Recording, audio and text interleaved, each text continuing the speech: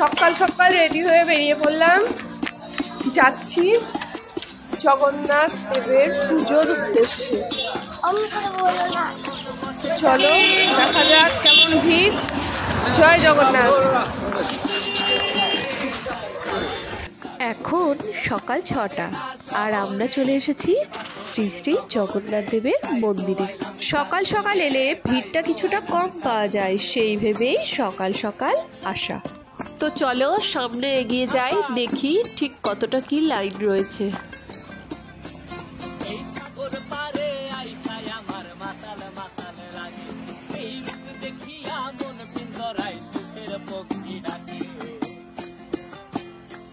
তো দেখো বন্ধুরা, ভিতরে বড় সড়ো একটা লাইন।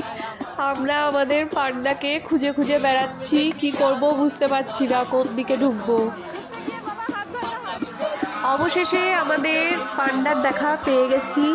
এবার পান্ডার হাত ধরে আস্তে আস্তে মন্দিরের ভিতরের দিকে এগিয়ে যাচ্ছি। আমি পুরো মন্দির চত্বরটা তোমাদের দেখানোর চেষ্টা করছি, বাট মন্দিরের ভিতরে তো ক্যামেরার অ্যালাউ নেই, সেই জন্য ভিতরটা দেখাতে পারছি না। তো চলো চেষ্টা করি যতদূর পারি। জুতো, ছাতা, মোবাইল বা কোনো লেদারের জিনিস নিয়ে মন্দিরের ভিতরে প্রবেশ করার অনুমতি নেই, তাই মন্দিরের বাইরেই এগুলো রাখার কাউন্টার রয়েছে। নির্দিষ্ট কাউন্টারে রেখে মন্দিরের ভিতর প্রবেশ করতে হয়। ঠিক পাশেই রয়েছে পুরীর জগন্নাথ মন্দিরের সেই বিখ্যাত রন্ধনশালা, যেখানে শ্রী শ্রী জগন্নাথ দেবের 56 রকমের ভোগ প্রতিদিন রান্না করা হয়।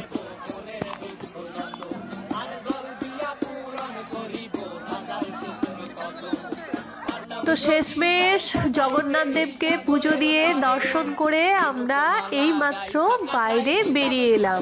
ভিতরে সাংঘাতিক ভিড়, অগণিত মানুষের ভিড়ে যাই হোক আমরা ভালোভাবেই পুজো দিয়ে আমাদের পান্ডার সহায়তায় বেরিয়ে আসতে পেরেছি বাইরে।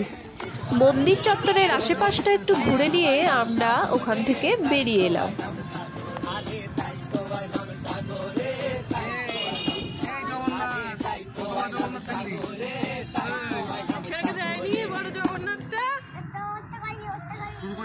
মন্দির থেকে বেরিয়ে আমরা সরাসরি চলে এলাম সি বিচে।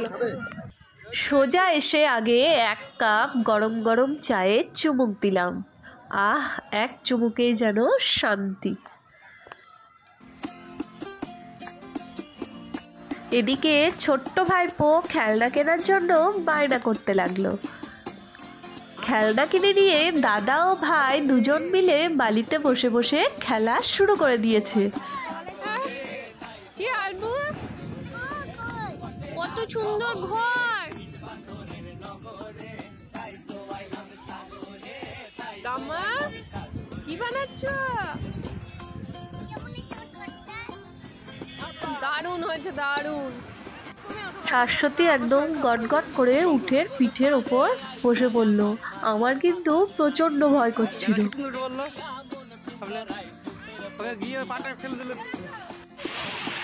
আরে এটা কোথায় উঠেছিস?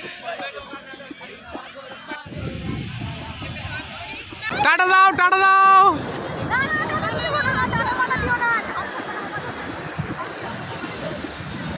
সি বিচ থেকে আমরা আবার রুমের মধ্যে ফিরে এলাম।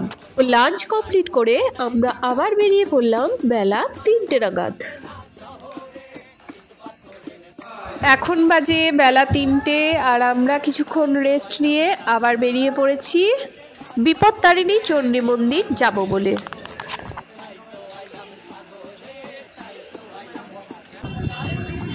চলে এলাম বিপত্তারিণী চণ্ডী বাড়ি। তো চলো আমরা মন্দিরের ভিতর প্রবেশ করি, দেখি মা চণ্ডীকে দর্শন করে আসি।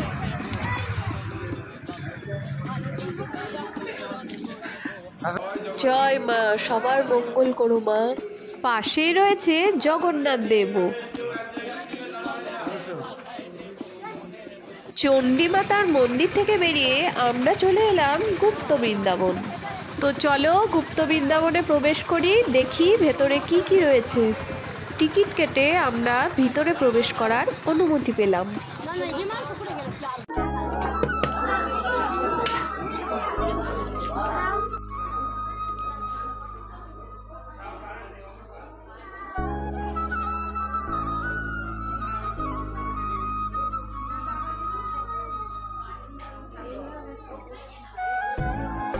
রাধা কৃষ্ণের খুব সুন্দর মূর্তি রয়েছে ভিতরে।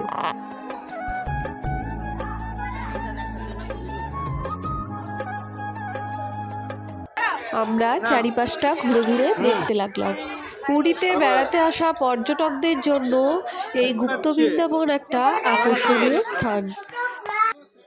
এই গুপ্ত বৃন্দাবনটি কৃত্রিমভাবে বিভিন্ন দেবদেবীর মূর্তি দিয়ে ও হাতের কাজ দিয়ে সুন্দরভাবে সাজানো হয়েছে। পুরীতে যারা বেড়াতে যাবে মনে করছো তারা অবশ্যই এই গুপ্ত বৃন্দাবন একবার ঘুরে যাবে। আশা করছি তোমাদের খুব ভালো লাগবে। পাশে আরেকটা মন্দির রয়েছে বেশ বড়সড়। এখানে পাওয়া যাচ্ছিল ঘিয়ে ভাজা মালপোয়া ও পায়েস, যার প্রত্যেকটির মূল্য 20 টাকা করে।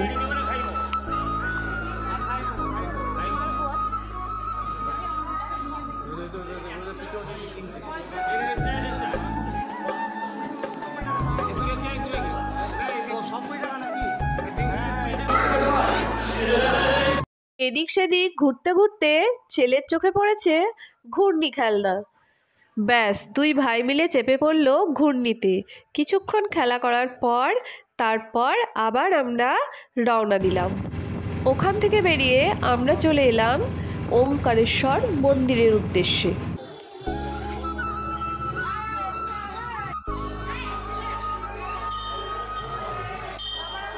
মন্দিরের ভিতরে প্রবেশ করতেই দেখো খুব সুন্দর একটা রাধা কৃষ্ণ দোলনায় দুলছে।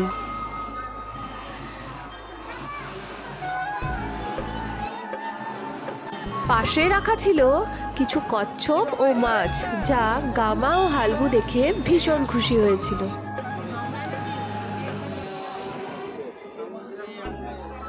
এই যে দেখো কত বড় রাক্ষসের হাঁ, যা গামা হালবু দেখে খুব ভয় পেয়েছিল প্রথমে, কিন্তু পরে ওই রাক্ষসের মুখের ভেতর দিয়ে প্রবেশ করে আমরা 108টা শিবলিঙ্গ দর্শন করলাম, যা পরপর সুন্দরভাবে সাজানো রয়েছে।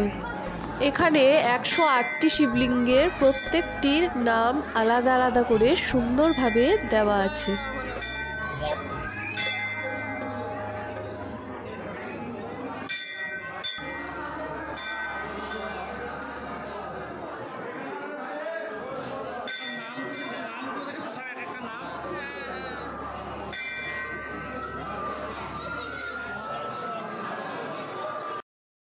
মন্দির ভালোভাবে দর্শন করে ঘুরে আমরা আবার হোটেলের পথে রওনা দিলাম।